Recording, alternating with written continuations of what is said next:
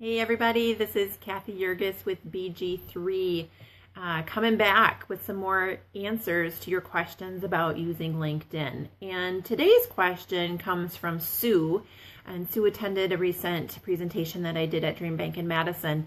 And Sue had a question about keywords. Now, she is a writer, a freelance writer. So is it enough to put in your profile just writer as a keyword, or should you put freelance writer, or blog writer, or content writer?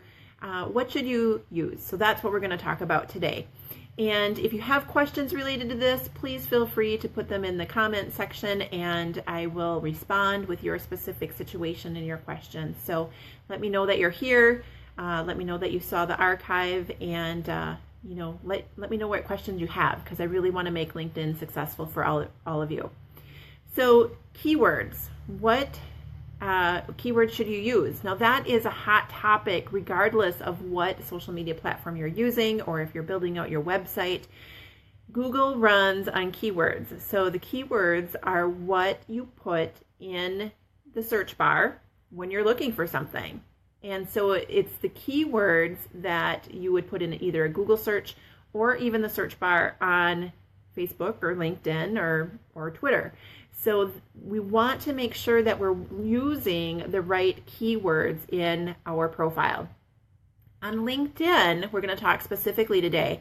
LinkedIn, it's important to put your keywords in a variety of areas. Okay, so if I am searching for a plumber, a contract plumber, I might go into my network on LinkedIn and type in contract plumber and find who I know or who my network knows as a second degree connection. Now, if the person I'm seeking does not use the term contract plumber in their profile, they're not going to come up. So they might be doing the best work in the area, but if they don't have that keyword on their profile, they're not going to come up in search.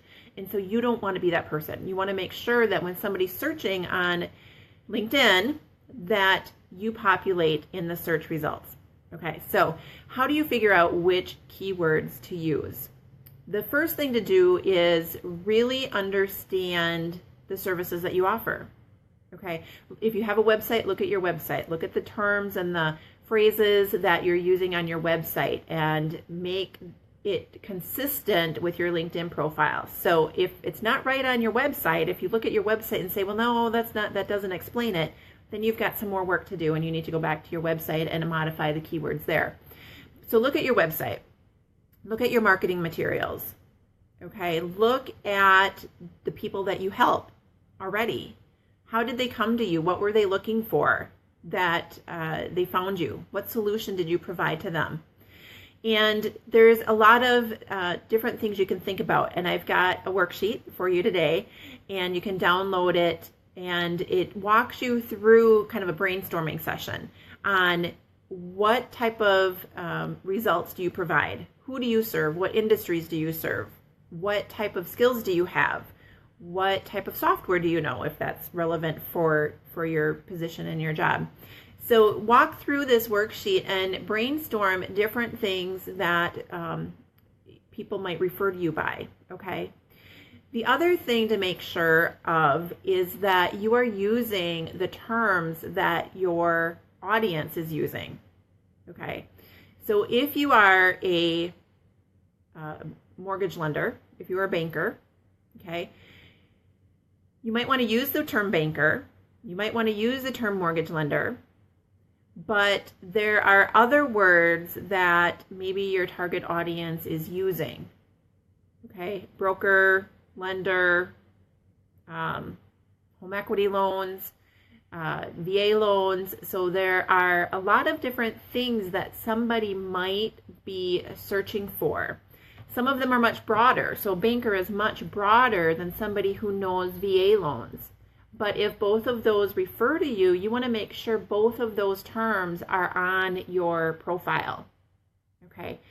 So some areas to put your keywords once you've identified the keywords that you want to be known for.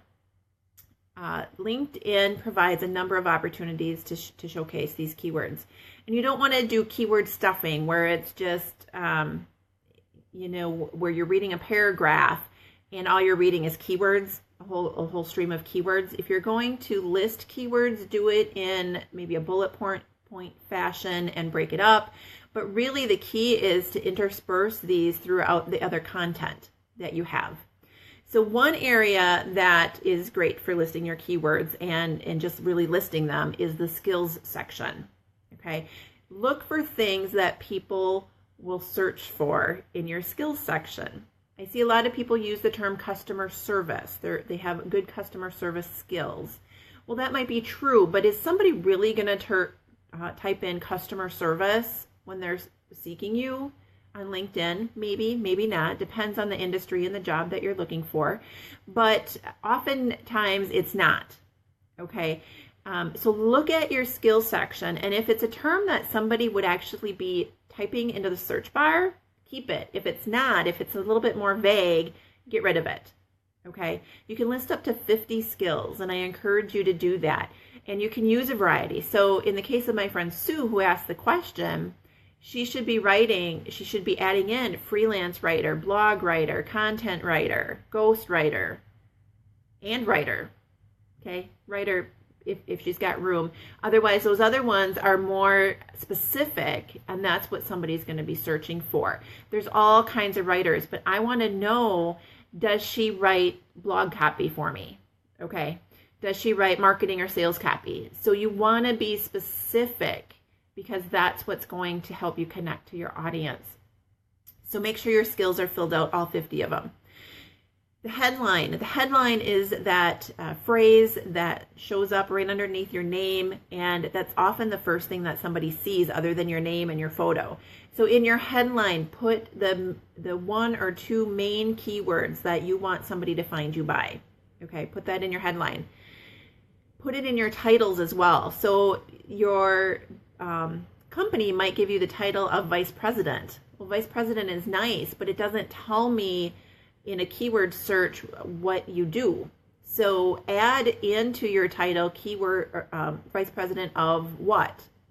Okay, you can add in keywords there, even though it's not maybe the exact title that your company gave you. You can modify it a little bit on LinkedIn. Your summary, the summary is important. A lot of people skip over the summary and they think, oh, I don't want to write all that, or can't they just see what I'm about in my experience section? Well, the summary is really the best spot to tell your story.